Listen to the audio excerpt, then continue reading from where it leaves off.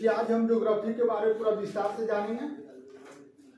जितना भी पढ़ाया गया है आप लोग की क्लास में, है ना, पूरे भारत के बारे में उत्तर से दक्षिण का विस्तार कितना है, पूरब से पश्चिम का विस्तार कितना है, प्रायद्वीपीय भारत जो क्षेत्र के कहते हैं, यहाँ से प्रायद्वीपीय भारत है। प्रायद्वीपीय भारत के यानी ये पश्चिम साइड जो अरब सागर कहते हैं और पूरब साइड को इस क्षेत्र को बंगाल की खाड़ी कहते हैं और नीचे क्या है, हिंद महासागर पड़ती है। तो इधर अरब सागर, इधर बंगाल की खाड़ी और नीचे अरब हिंद महासागर पड़ती है ना। इस क्षेत्र को हम जो रेखा बीचों बीच भारत के बीचों बीच से कौन सा रेखा गुजरती है, कर्क रेखा गुजरती है। कितने राज्य से, 8 राज्यों से। टोटल कितने राज्यों से, 8 राज्यों से गुजरती है। और ये इसका विस्तार जो होती है यानी कि इसके सबसे उत्तरी बिंदु को क्या कहते हैं हम लोग, इंदिरा को, और सबसे दक्षिणी बिंदु को कन्याकुमारी कहते हैं। कन्याकुमारी के अनेक नाम हैं, जिसे कि कन्याकुमारी कहते हैं, कुमारी आंतरिक कहते हैं, केप केमोरिन के नाम से भी जाना जाता है ना। देखिए इस क्षेत्र में जो ये हिमालय देख रहे हैं आप लोग, हिमालय का जो क्षेत्र है इसी का विस्तार जो आई है, देखिए नीचे की ओर, है ना, ये नीचे की ओर जो आ रही है, इसका कण ही ये जो अंडमान निकोबार है, हिमालय का ही क्षेत्र का ही छोटा छोटा जो द्वीप है, ये हिमालय का ही भाग पाया जाता है, जिसे हम लोग क्या कहते हैं, अंडमान निकोबार कहते हैं। अंडमान निकोबार को सबसे उत्तरी बिंदु को हम लोग क्या कहते हैं, उत्तरी अंडमान कहते हैं, बीच वाले को मध्य अंडमान कहते हैं, दक्षिण अंडमान कहते हैं, लिटिल अंडमान कहते हैं। 10 डिग्री चैनल गुजरती है ना, इसे क्या कहते हैं, 10 डिग्री चैनल, है ना। 10 डिग्री अक्षांश रेखा भी कह सकते हैं हम लोग, है ना। और ये इसको कौन सी कार निकोबार कहते हैं, इसको ग्रेट निकोबार कहते हैं। सबसे निचली बिंदु भारत की जो होता है, सबसे निचली बिंदु इंदिरा पॉइंट, इसी को हम लोग कहते हैं पिग्मिलियन पॉइंट भी कहा जाता है। ये जो है 6 डिग्री 4 मिनट यानी उत्तरी अक्षांश में भारत के सबसे दक्षिणतम बिंदु पूछेगा कि सबसे दक्षिणतम बिंदु कौन सा है, तो भारत का सबसे दक्षिणतम बिंदु कौन सा है, जो इंदिरा पॉइंट है ना, इंदिरा पॉइंट है। ये जो है 6 डिग्री 4 मिनट पर सबसे दक्षिण बिंदु है। और यहाँ जो कन्याकुमारी पड़ती है, देख समझ रहे हैं आप लोग, कन्याकुमारी जो है 8 डिग्री 4 उत्तरी अक्षांश पे है ना। कन्याकुमारी जो है 4 डिग्री 4 उत्तरी अक्षांश से यहाँ 37 डिग्री 6 उत्तरी भारत का उत्तरी विस्तार, यानी कि भारत उत्तरी गोलार्ध में पाया जाता है मेन रूप से, है ना। तो भारत की स्थिति हमेशा देखिए, जो उत्तरी उत्तरी लिखा हुआ है, बात को समझना है कि भारत उत्तरी अक्षांश में यानी उत्तरी गोलार्ध में, इसलिए हम लोग 8 डिग्री 4 उत्तरी से 37 डिग्री 6 मिनट उत्तरी तक पाया जाता है ना, उत्तरी अक्षांश तक पाया जाता है। और यहाँ देखिए देशांतर विस्तार, यानी पूर्व जो पश्चिम से पूर्व की ओर जो रेखा खींची जाती है ना, एक रेखा होता है पूर्व से पश्चिम की ओर जो रेखा खींची जाती है, उस रेखा को हम लोग ये समझ रहे हैं आप लोग, है ना। ये विषुवत रेखा हुआ, है ना। और ये जो रेखा खींची जाती है पूर्व से पश्चिम की ओर, इस रेखा को हम लोग कौन रेखा कहते हैं, अक्षांश रेखा कहते हैं, है ना, अक्षांश रेखा कहते हैं। इस रेखा को हम लोग क्या कहते हैं, अक्षांश रेखा कहते हैं। और ये रेखा जो पूर्व उत्तर से दक्षिण की ओर खींची जाती है, इस रेखा को क्या कहते हैं, देशांतर रेखा कहते हैं।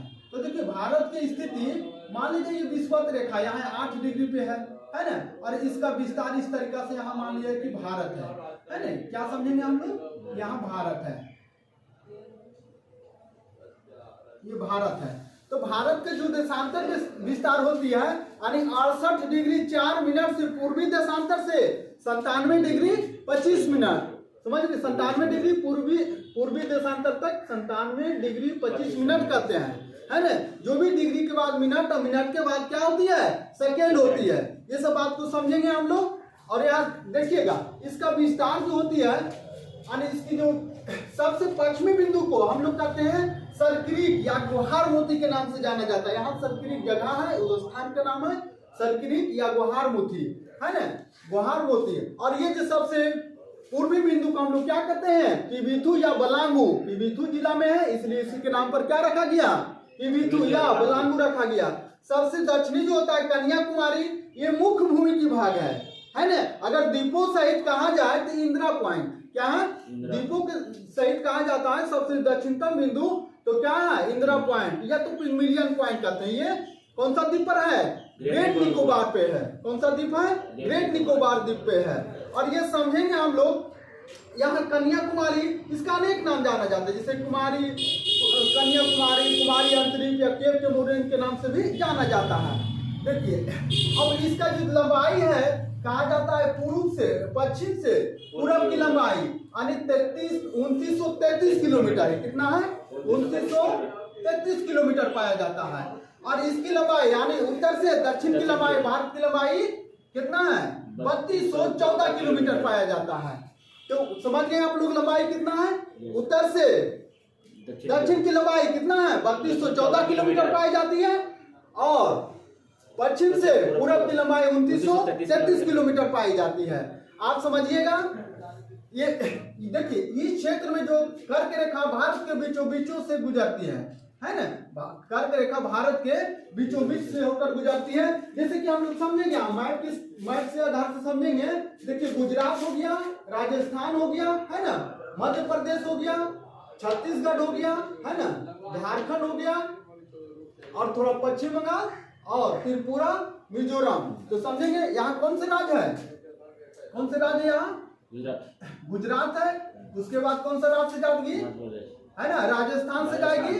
उसके बाद मध्य प्रदेश, उसके बाद है ना छत्तीसगढ़, उसके बाद झारखंड, उसके बाद पश्चिम बंगाल, इसके बाद त्रिपुरा, इसके बाद मिजोरम। एक कितने राज्य हुआ? देखिए 3 4 5 6 7 8 है ना। सबसे ज्यादा मध्य प्रदेश से जाती है ना। सबसे ज्यादा कौन से? मध्य प्रदेश से जाती है। तो हम लोग समझेंगे कौन कौन से राज्य से जाती है। गुजरात देख रहे हैं मैप में, देखिए गुजरात, उसके बाद राजस्थान, उसके बाद मध्य प्रदेश, उसके बाद छत्तीसगढ़, उसके बाद झारखंड, पश्चिम बंगाल, त्रिपुरा, मिजोरम। क्लियर है ना। ये कर्क रेखा कितने राज्य से जाती है? 8 राज्यों से होकर जाती है। क्लियर हो गया आप लोग के?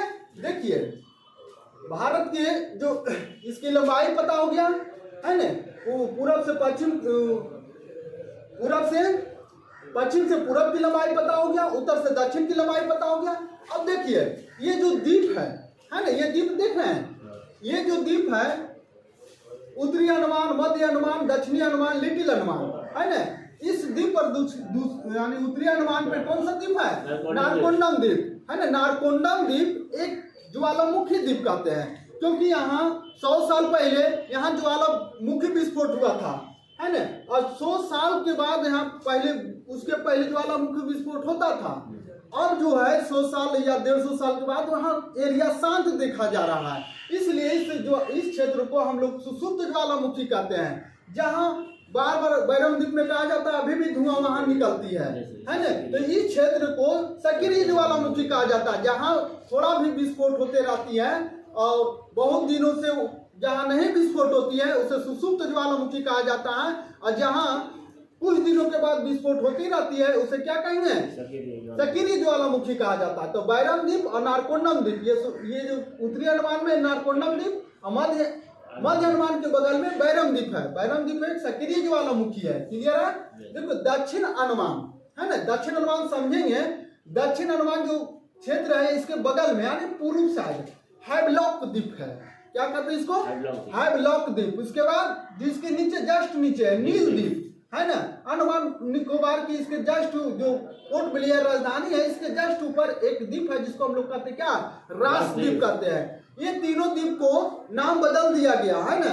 ये तीनों द्वीप के नाम बदलकर स्वराज द्वीप, शहीद द्वीप, सुभाष चंद्र बोस द्वीप के नाम से जाना जाता है। यानी पुराना नाम हो गया हैवलॉक द्वीप, है ना, नील द्वीप, राजद्वीप। और नया नाम हैवलॉक का नया नाम क्या हो गया?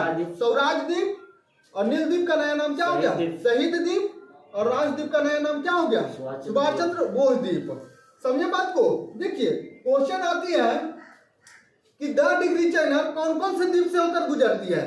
तो आप समझिएगा कि 10 डिग्री चैनल लिटिल अंडमान और कार निकोबार के बीच गुजरती है। 10 डिग्री चैनल जिसको हम लोग 10 डिग्री अक्षांश रेखा भी कह सकते हैं, है ना। इस जो रेखा खींची जाती है यानी पूर्व से पश्चिम की ओर जो रेखा गुजरती है उसको हम लोग कहते हैं अक्षांश रेखा, और उत्तर से दक्षिण की ओर गुजरती है उसे क्या कहेंगे? देशांतर रेखा कहते हैं। अब क्वेश्चन आएगी समझ गए और कहेगा अंडमान और निकोबार के बीच कौन सा डिग्री चैनल से गुजरती है? तो 10 डिग्री चैनल से, है ना। क्लियर हो गया? और नीचे जो है इसका जो इंदिरा पॉइंट कितना पे है 6 डिग्री 4 मिनट उत्तरी अक्षांश पे है। आइए हम लोग समझते हैं जो 8 डिग्री चैनल है ना, 8 डिग्री जो चैनल है जो मिनिका और मालदीव के बीच जाती है, 8 डिग्री चैनल जिसको हम लोग 8 डिग्री अक्षांश रेखा गुजरती है कितना से मिनिका है और मालदीव के बीच 8 डिग्री चैनल, और 9 डिग्री जो चैनल है लक्षद्वीप और मिनिकाई के बीच है ना, लक्षद्वीप या मिनिका इसकी राजधानी कावरत्ती, कावरत्ती भी कह सकते हैं, कावरत्ती और मिनिकाई के बीच कितनी डिग्री चैनल 9 डिग्री चैनल से गुजरती है ना। तो आप लोग समझ रहे हैं पूरे जलाशय पाया जाता है ना, ये पूरे जलाशय है, इधर भी जलाशय है, अरब सागर है, बंगाल की खाड़ी है। अब यहाँ समझने प्रयास करिए, देखिए ऊपर वाले क्षेत्र को हम लोग स्थलीय क्षेत्र कहते हैं है ना, बात समझिएगा, ऊपर वाले क्षेत्र को स्थलीय क्षेत्र कहा जाता है, जबकि नीचे वाले क्षेत्र को तटीय क्षेत्र कहा जाता है। क्यों कहा जाता है? क्योंकि इधर जलाशय है और जलाशय के क्षेत्र में जो भूमि पाई जाती है यानी उसके कोर पाए जाती है उसे तटीय क्षेत्र कहते हैं है ना, तट लगती है तो इसलिए इसे तटीय क्षेत्र कहा जाता है। देखिए ये जो तटीय क्षेत्र है इसका नाम अलग अलग राज्य में अलग अलग नाम से जाना जाता है, तटीय क्षेत्र का नाम।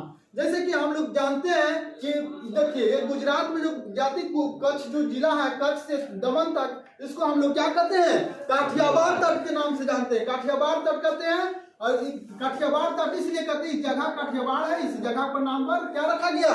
काठियावाड़ तट रखा गया। इसके बाद जो दमन से गोवा तक पाई जाती है उस क्षेत्र को कोकण या सह्याद्री तट के नाम से जाना जाती है। मेन रूप से सबसे ज्यादा कहाँ है? तो महाराष्ट्र क्षेत्र में पाया जाता है। किधर है? महाराष्ट्र, थोड़ा गोवा में है। ये जो है महाराष्ट्र और प्लस गोवा, गोवा में हल्का से जगह लगता है, गोवा में थोड़ा सी जगह। किनारी तट बिल्कुल कहाँ है? ये कर्नाटक में पड़ती है। कहाँ पड़ती है? कर्नाटक में पड़ती है। इसके बाद ये मंगलौर से कन्याकुमारी तक तट को क्या कहते हैं? मालाबार तट कहते हैं। यह मुख्य रूप से केरल का तट है ना। केरल का तट को क्या कहेंगे हम लोग? मालाबार तट कहते हैं। ये केरल का तट है। समझ रहे बात को? तो क्लियर हो गया। गुजरात के तट, ये क्षेत्र को जो रेखा का नाम है उसको क्या काठियावाड़ तट कहते हैं। महाराष्ट्र और गोवा को तटीय रेखा का नाम कोकण या सह्याद्री तट कहते हैं, इसको किनारी या कन्नड़ तट कहते हैं। और केरल के तट को क्या कहेंगे? मालाबार तट कहते हैं। इसी प्रकार हम लोग तमिलनाडु में देखेंगे, तमिलनाडु में जो तटीय क्षेत्र है इसको कुरुमंडल तट कहते हैं। क्या कहते हैं? कुरुमंडल तट कहते हैं। ये जो है तमिलनाडु में जो क्षेत्र है ये सब नदियां में जो काट के इसके बहाते हैं और इस क्षेत्र में क्या होता है? मिट्टी जमा कर देती है, तभी तट का निर्माण होती है ना। तो ये कुरुमंडल तट कहते हैं। यहाँ कहा जाता है धान की खेती के लिए बहुत फेमस है ना। और ये जो कावेरी नदी और कृष्णा नदी के बीच के क्षेत्र को क्या कहा जाता है? कुरुमंडल तट कहा जाता है। इसके बाद कृष्णा नदी और महानदी के बीच के क्षेत्र को उत्तरी सरकार तट कहा जाता है। ये तमिलनाडु में भी है और कुछ आंध्र प्रदेश में भी पाया जाता है, लेकिन ज्यादा एरिया जैसे तमिलनाडु और आंध्र प्रदेश तो ज्यादा तमिलनाडु में पाया जाता है। ये जो आंध्र प्रदेश और उड़ीसा में ज्यादा एरिया कहाँ पाई जाती है? आंध्र प्रदेश में पाई जाती है। और ये उड़ीसा प्लस पश्चिम बंगाल है ना, पश्चिम बंगाल ज्यादा एरिया कहाँ पाई जाती है? उड़ीसा में पाई जाती है। तो ज्योग्राफी के हिसाब से कहा जाता है कि जिस क्षेत्र में ज्यादा एरिया पाई जाती है उसी के नाम पर रखा जाता है उस क्षेत्र का नाम, है ना जी। उसी का सबसे ज्यादा अधिकार होता है जिस क्षेत्र में जो जिसका ज्यादा मात्रा है। जैसे कुरुमंडल तो सबसे ज्यादा तमिलनाडु में है, इसको सबसे ज्यादा बोलते हैं तमिलनाडु क्षेत्र में। उत्तरी सरकार तो आंध्र प्रदेश में है, इसलिए इसको आंध्र प्रदेश में तट को कहा जाता है। उत्कल तट ज्यादातर उड़ीसा में है, इसलिए इसको क्या कहेंगे? उत्कल तट के नाम से जाना जाता है। तो आप लोग समझ गए। देखिए हम लोग तट के बारे में समझ गए अब। और ये जो इसके बाद जो होती है यानी कि समुद्रीय क्षेत्र, जो समुद्र क्षेत्र होती है यानी जो इस क्षेत्र को बांटा गया जो समुद्री क्षेत्र में है ना, ये एक नियम बनी थी संयुक्त राष्ट्र संघ के द्वारा, एक समुद्री कानून व्यवस्था बनी थी। ये 1982 में बनी थी, है ना। कब बनी थी? 1982 में। इस नियम के द्वारा है ना संयुक्त राष्ट्र समुद्री कानून व्यवस्था के तहत 1982 में एक नियम बनी थी। इसके तहत कहा गया था कि कोई भी जो समुद्री क्षेत्र है, जितने भी समुद्री क्षेत्र जो सीमा लगती है ना, एक निश्चित दूरी होगी, क्योंकि समुद्री क्षेत्र में है ना खनिज ज्यादा पाई जाती है और यहाँ व्यापार करने के लिए सुविधा ज्यादा होती है ना। इसलिए इस क्षेत्र को एक निश्चित जगह दिया गया है। सब क्षेत्र जितना भी समुद्री क्षेत्र है उस निश्चित एक जगह दिया गया है, एक निश्चित दूरी दिया गया है कि अपने अपने अधिकार क्षेत्र में अपना अपना देश का अधिकार रहेगा। इसके तहत क्योंकि ये व्यापार करने का जगह और यहाँ खनिज ज्यादा पाया जाता है इस क्षेत्र में, तो कहा जाता है कि 12 नॉटिकल मील की दूरी को आधार रेखा से, देखो चूंकि तट जो होती कटी छटी होती है ना, कट जो होती है कटी छटी होती है, एक सीधी रेखा खींची गई, उस रेखा को हम लोग कहते हैं आधार रेखा कहते हैं, है ना। उस रेखा को हम लोग क्या कहेंगे, आधार रेखा कहते हैं। तो आधार रेखा से 12 नॉटिकल मील की दूरी को हम लोग प्रादेशिक समुद्री सीमा कहा जाता है। क्या कहा जाता है, प्रादेशिक समुद्री सीमा कहा जाता है। और आधार रेखा से 24 नॉटिकल मील की दूरी को हम लोग अविच्छिन्न मंडल या संलग्न क्षेत्र कहा जाता है। बात समझ रहे हैं। और आधार रेखा से 200 नॉटिकल मील को दूरी को अनन्य आर्थिक क्षेत्र कहा जाता है। देखो नॉटिकल मील, जिस तरीका से हम लोग स्थलीय क्षेत्र को किलोमीटर में मापा जाता है, उस तरीका से समुद्रीय क्षेत्र को नॉटिकल मील में मापा जाता है। बात समझ रहे हैं, क्या चीज में मापा जाता है, नॉटिकल मील में मापा जाता है ना। और नॉटिकल मील की हिंदी क्या होती है ना, नॉटिकल मील को क्या कहते हैं, समुद्रीय मील भी कहा जाता है। क्या कहा जाता है, समुद्री मील भी कहा जाता है ना। तो बात समझिएगा, यानी 12 नॉटिकल मील को प्रादेशिक समुद्री सीमा कहा जाता है, 24 नॉटिकल मील को अविच्छिन्न मंडल या संलग्न क्षेत्र कहा जाता है, और 200 नॉटिकल मील की दूरी को क्या कहा जाता है, अनन्य आर्थिक क्षेत्र। ये जितना भी दूरी दिखाई आधार रेखा से दूरी है, क्या है, ये आधार रेखा से, मान लीजिए इसको क्या कहेंगे हम लोग, ये एक आधार रेखा खींची गई है, ये मान लीजिए कि आधार रेखा खींची गई सीधी, है ना। बात समझ रहे हैं, ये आधार रेखा खींची गई टोटल, इसको आधार रेखा कहेंगे। क्या कहेंगे, आधार रेखा। आधार रेखा से 12 नॉटिकल मील की दूरी को प्रादेशिक समुद्री सीमा कहा जाता है। आधार रेखा से 24 नॉटिकल मील की दूरी को अविच्छिन्न या मंडल या संलग्न क्षेत्र कहा जाता है, और आधार रेखा से 200 नॉटिकल मील की दूरी को अनन्य आर्थिक क्षेत्र कहा जाता है। बात समझ रहे हैं। और देखिए ये क्षेत्र जो होता है, कोई भी देश का पर्सनल अधिकार 12 नॉटिकल मील की दूरी तक होती है। यहाँ कोई भी विदेश की जहाज अगर डायरेक्ट मेरे क्षेत्र में हेलती है, तो यहाँ की नौसेना डायरेक्ट उस पर अटैक करेगी, है ना, मार गिराएगी उसको।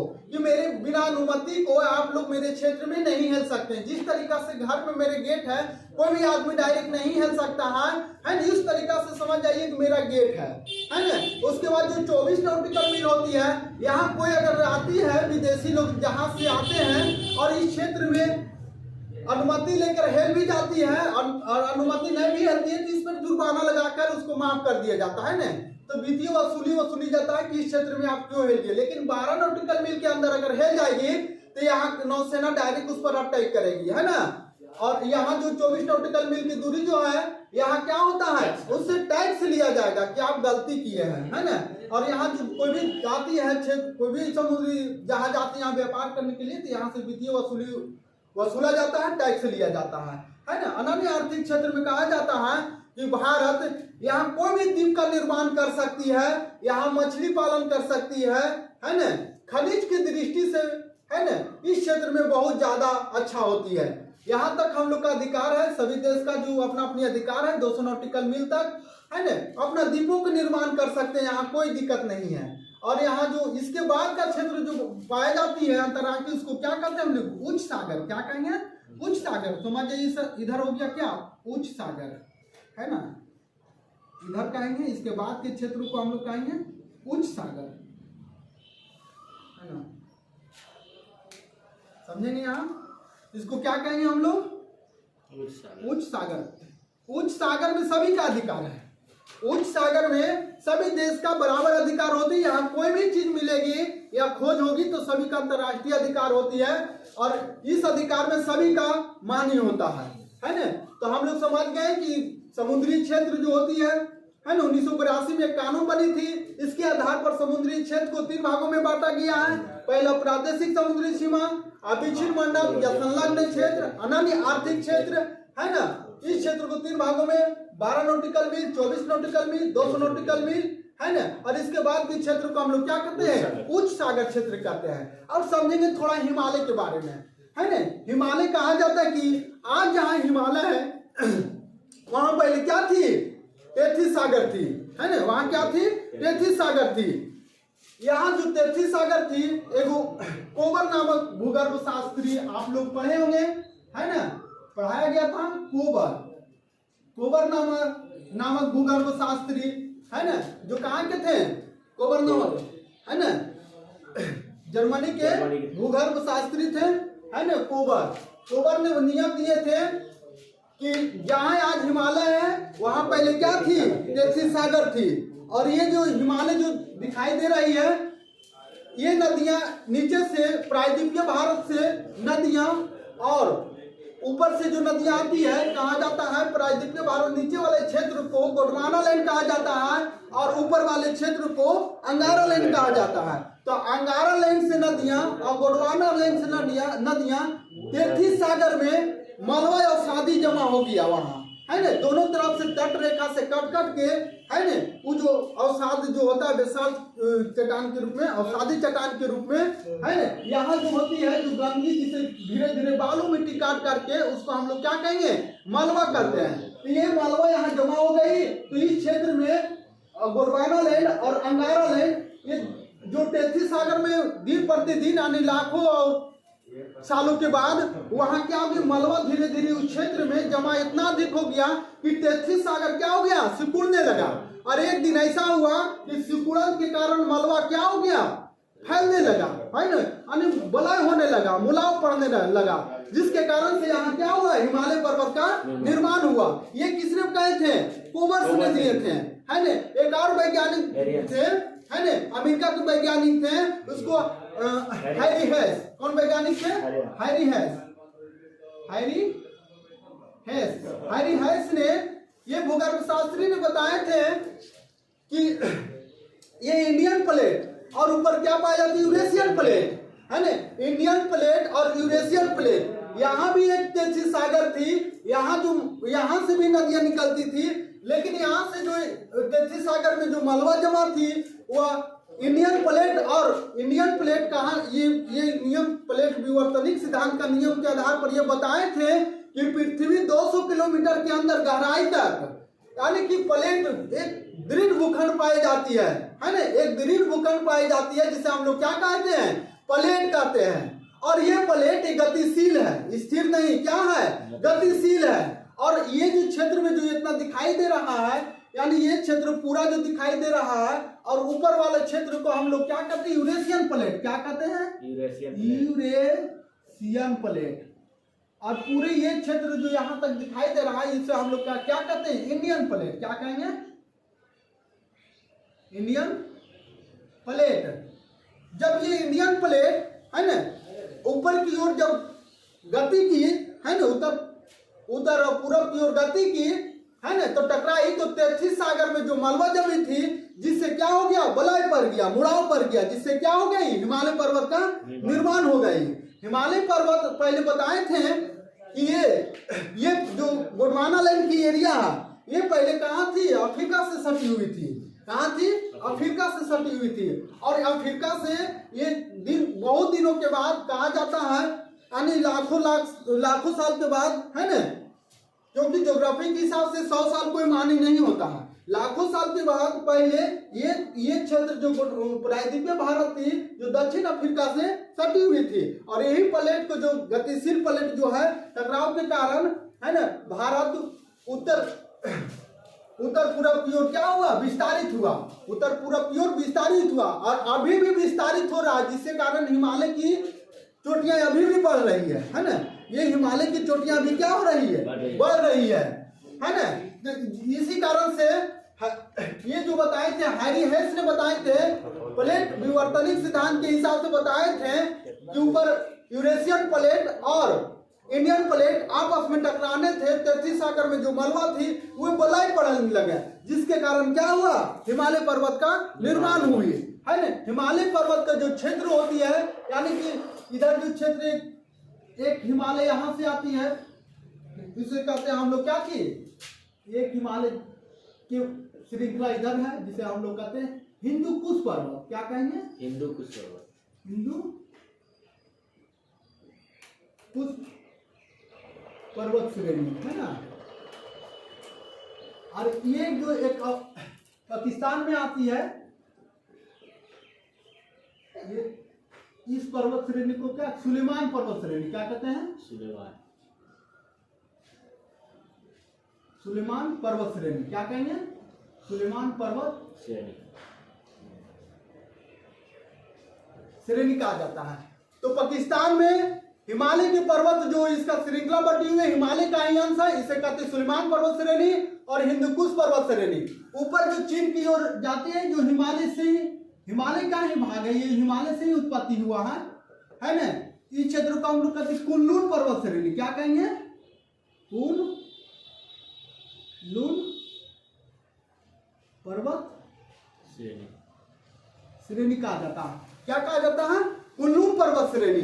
तो यही कहा जाता है, यही बताए थे कोबर्स ने बताए थे, जो इस पर्वत में जो इस तरीका से दक्षिण की ओर जो हिमालय पर्वत के निर्माण हुई है, इसके उत्तर तिब्बत का पठार और इसके उत्तर कुनलुन पर्वत श्रेणी है ना। कुनलुन पर्वत श्रेणी और हिमालय पर्वत श्रेणी की ऊंचाइयां अधिक बढ़ी है, ऊंची तक बढ़ी है, लेकिन तिब्बत का पठार जो पाई जाती है ये समतल सपाट के रूप में ऊपर आ गई है, जिसे हम लोग क्या कहते हैं? तिब्बत का पठार कहते हैं। इसके दक्षिणी एरिया को क्या कहते हैं? हिमालय पर्वत। और इसके उत्तरी एरिया को कुनलुन पर्वत श्रेणी क्या कहेंगे? इधर हिमालय पर्वत श्रेणी, दक्षिण में हिमालय पर्वत श्रेणी है, उत्तर कुनलुन पर्वत श्रेणी है, और बीच में क्या है? तिब्बत का पठार है। समझ गए? ये बीच में क्या है? तिब्बत की पठार। किसने बताए थे? तो हैरी हेस ने बताए थे। बात समझ रहे हैं? तो कोबर ने बताए थे, हैरी हेस ने बताए थे, है ना। एक और वैज्ञानिक थे सिडनी बुर्नार्ड, है ना। सिडनी बुर्नार्ड ने बताए थे नदी के हिसाब से हिमालय का निर्माण। क्या चीज बताए थे? नदी के हिसाब से हिमालय का निर्माण कैसे हुई है ना। तो नदी के हिसाब से कहा जाता है कि यहाँ सिंधु नदी से सतलज नदी के बीच जो एरिया पाई जाती है ना, यहाँ तक मान लीजिए कि ये सतलज नदी जाती है ना। इसको क्या कहते हैं हम लोग? यहाँ से नदी निकलती है, ये सतलज नदी क्षेत्र को, इस क्षेत्र में जो पाई जाती है इसे पंजाब हिमालय या कश्मीर हिमालय के नाम से जाना जाता है। क्या जाना जाता है? ये जो पाई जाती है सिंधु नदी से सतलज नदी तक के क्षेत्र को कश्मीर हिमालय या कौन सा हिमालय कहेंगे? दो नाम से जाना जाता है ना। पंजाब हिमालय या कश्मीर हिमालय। क्यों कहा जाता है? क्योंकि इस एरिया में यानी पंजाब क्षेत्र और कुमाऊं क्षेत्र एरिया में पाई जाती है, यानी इस क्षेत्र में सबसे ज्यादा पंजाब और कश्मीर में पाई जाती है, इसलिए इस क्षेत्र पंजाब हिमालय या कश्मीर हिमालय के नाम से जानी जाती है। और ये सतलज नदी से इधर आते हैं हम लोग काली नदी, है ना। काली नदी सुने हुए? इस क्षेत्र को हम लोग क्या कहते हैं? कुमाऊं हिमालय के नाम से जाना जाता है। अब काली नदी से तीस्ता नदी, है ना। काली नदी से तीस्ता नदी, इस क्षेत्र को हम लोग क्या कहते हैं? इसे हम लोग कहते हैं नेपाल हिमालय के नाम से जाना जाता है। और तीस्ता नदी से दिहांग नदी, है ना। दिहांग नदी समझ रहे हैं? यहाँ दिहांग नदी आती है। दिहांग नदी ब्रह्मपुत्र नदी को अरुणाचल प्रदेश में क्या कहेंगे? दिहांग नदी कहा जाता है। इस क्षेत्र को हम लोग असम हिमालय के नाम से जाना जाता है। तो असम हिमालय, नेपाल हिमालय, कुमाऊं हिमालय और कश्मीर हिमालय, पंजाब हिमालय, ये कौन सा वैज्ञानिक बताए थे? तो सिडनी, है ना। सिडनी बर्नार्ड, है ना।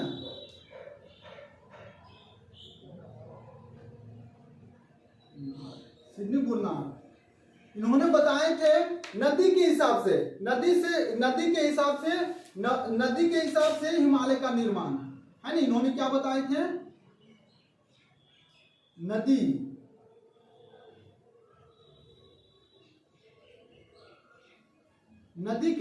नदी के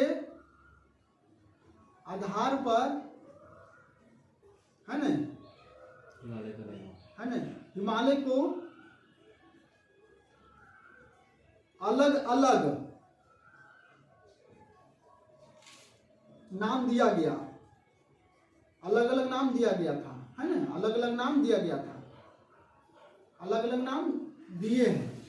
नदी के आधार पर, है ना, हिमालय को अलग अलग नाम दिया गया है, जिसे हम लोग क्या कहते हैं, कश्मीर हिमालय, पंजाब हिमालय, है ना, कुमाऊं हिमालय, नेपाल हिमालय और असम हिमालय के नाम से जाना जाता है।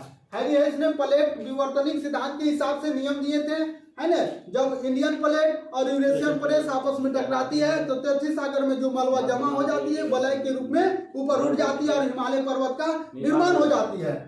कोबर ने बताए थे कि हिमालय पर्वत का निर्माण नीचे कर्क रेखा के नीचे जो पाई जाती है गोंडवाना लाइन, या 33 सागर के नीचे गोंडवाना लाइन और 33 सागर के उत्तर साइड में अंगारा लाइन पाई जाती है।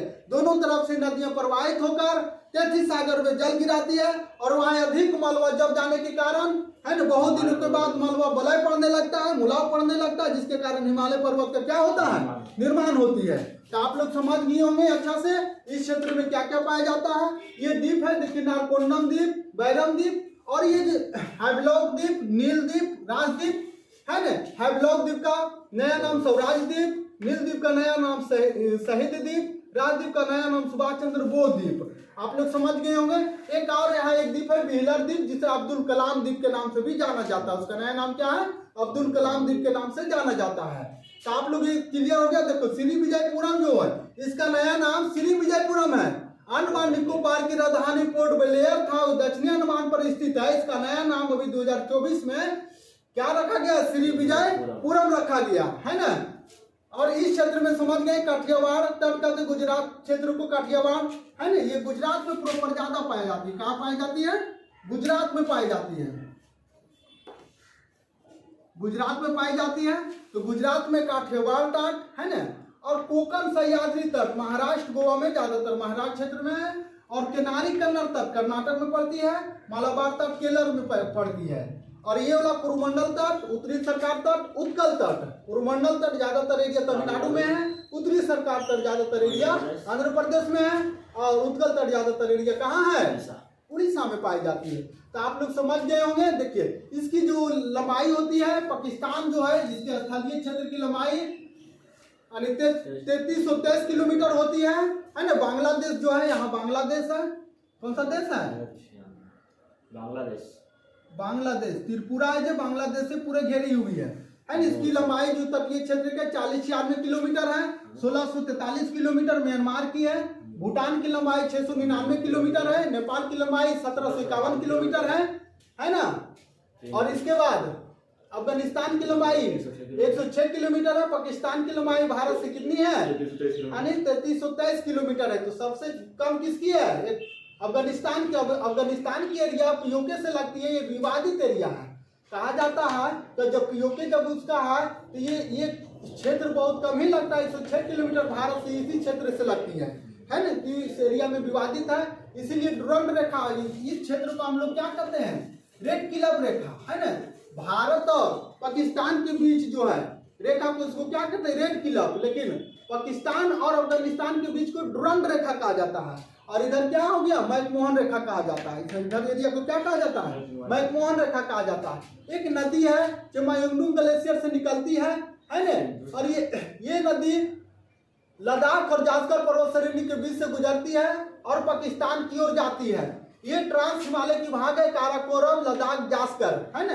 हिमालय की पर्वत को उत्पत्ति के बारे में तो बता दिए हैं, लेकिन हिमालय पर्वत की कितने भागों में बांटा गया है, तो 4 भागों में बांटा गया है, जिसे हम लोग क्या कहते हैं, ट्रांस हिमालय कहते हैं, है ना।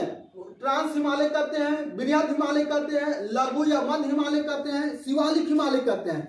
बृहद हिमालय के अनेक नामों से जाना जाता है, जिसे बृहद हिमालय कहते हैं, सर्वोच्च हिमालय कहते हैं, ग्रेट हिमालय कहते हैं, हिमाद्री हिमालय के नाम से जाना जाता है ना। क्योंकि इसी पर्वत पे, इसी हिमालय पर्वत श्रेणी पर सभी चोटियां पाई जाती है।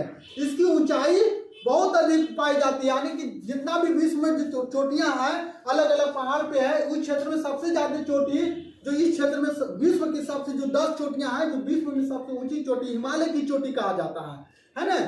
तो ये चोटियां बृहद हिमालय पर इसलिए अनेक नाम से जाना जाता है। लघु हिमालय आप लोग समझिएगा, जिसे मध्य हिमालय भी कहा जाता है। इस हिमालय के क्षेत्र को क्या कहते हैं, पीर पंजाल पर्वत श्रेणी, अलग अलग श्रेणी में बटा हुआ है। धौलाधर पर्वत श्रेणी, मसूरी पर्वत श्रेणी, महाभारत पर्वत श्रेणी और हुगली, ये नदी हुगली नदी है ना, नागटिबा, इसके बगल में नागटिबा पर्वत श्रेणी है और ये ऊपर सरकरा होकर क्या इस बृहद हिमालय में सट जाती है ना। शिवालिक हिमालय भी जो सबसे निचली क्षेत्र है, ये सबसे नवीन हिमालय कहा जाता है। इसकी उत्पत्ति सबसे बाद में हुई थी और ये हिमालय यानी कि यहाँ बिहार जो कोसी नदी के नाम से जाना जाता है वहां सट जाती है। इसकी क्षेत्र दिखाई देती है, जो कोसी नदी है ना, शिवालिक हिमालय जो कोसी नदी तक ही दिखाई देती है। कहाँ तक दिखाई देती है? कोसी नदी तक ही दिखाई देती है।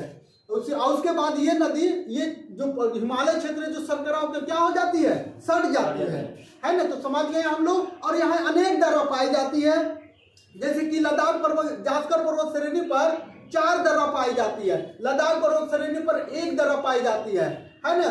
इस काराकोरम जो पर्वत श्रेणी है, इसके नाम पर यहाँ रखा गया है काराकोरम दर्रा, है ना। काराकोरम दर्रा है जो पीओके की जोड़ता है भारत, यानी कि इसका जो पाकिस्तान सड़क रेल मार्ग जो इस क्षेत्र में जाती है, काराकोरम से होकर जाती है ना। और इस क्षेत्र में ग्लेशियर पाई जाती है ना। ये जो देख रहे हैं काराकोरम पर, इस पे कुल ऐसे ग्लेशियर बहुत सारा है, लेकिन मुख्य रूप से 4 ग्लेशियर पाया जाता है, जिसे हम लोग कहते हैं हिस्पर, बियाको, बाल्टोरा, सियाचिन ग्लेशियर, है ना।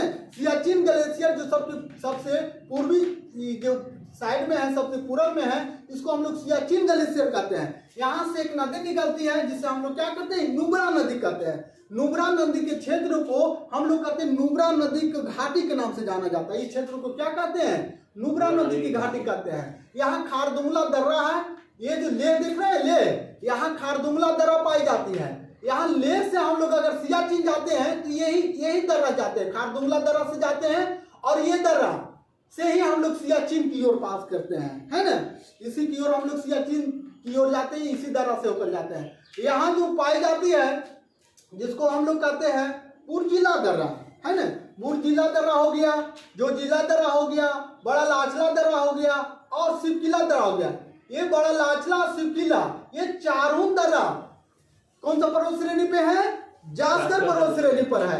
लेकिन ये बड़ा लाचला और शिवकिला दर्रा हिमाचल प्रदेश की दर्रा है और ये बुर्जिला दर्रा और जो जिला दर्रा कौन सा क्षेत्र की दर्रा है? यानी जम्मू कश्मीर की दर्रा है ना। जम्मू कश्मीर में टोटल जो दर्रा पाई जाती है, अनेक दर्रा है, लेकिन प्रमुख रूप से दर्रा पाई जाती है, 5 दर्रा पाई जाती है। यानी कि इसका भी ये काराकोरम दर्रा है ना, बुर्जिला दर्रा, जो जिला दर्रा, एक बनिहाल दर्रा पाई जाती है। बनिहाल दर्रा ये पीर पंजाल पर्वत पर श्रेणी पर यहाँ एक और दर्रा पाई जाती है, जिसे पीर पंजाल दर्रा के नाम से भी जाना जाता है ना। तो इस क्षेत्र में इतना दर्रा। और यहाँ देखिए उत्तराखंड में ये यहाँ एक रोहतांग दर्रा पाई जाती है, जहाँ हिमाचल प्रदेश में कौन सा दर्रा है? टोटल प्रमुख रूप से कितना है? 3 दर्रा पाई जाती है, जिसे बताए क्या चीज है? बड़ा लाचला दर्रा, शिवकिला दर्रा और एक और दर्रा पाई जाती है हिमाचल प्रदेश में, जिसे हम लोग क्या कहते हैं? रोहतांग दर्रा कहा जाता है। क्या कहा जाता है? रोहतांग दर्रा कहा जाता है। और उत्तराखंड में जो दर्रा पाई जाती है, ये 4 दर्रा, जिसको कहते हैं माना, नीति, धर्मा, लेपुलेख दर्रा। कौन कौन से दर्रा है? माना, नीति, धर्मा, लेपुलेख दर्रा, है ना। और इसके बाद यहाँ सिक्किम में 2 दर्रा पाई जाती है, जिसे हम लोग कहते हैं नाथुला दर्रा और जलेपला दर्रा। कौन कौन से नाम से जाना जाता है? नाथुला दर्रा और जलेपला दर्रा। उत्तराखंड में भी अनेक दर्रा पाई जाती है, जिससे प्रमुख कौन कौन से हैं? बोमडीला दर्रा, है ना। बोमडीला दर्रा पाई जाती है, यांगयाब दर्रा पाई जाती है और कांगरी